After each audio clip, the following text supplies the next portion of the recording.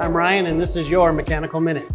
The compressor, the metering device, evaporator coil, and condenser. The compressor compresses vapor refrigerant into a liquid. The metering device regulates the flow of high-pressure liquid refrigerant into the evaporator coil. The evaporator coil absorbs heat from indoors. The condenser rejects the indoor heat to the outside air.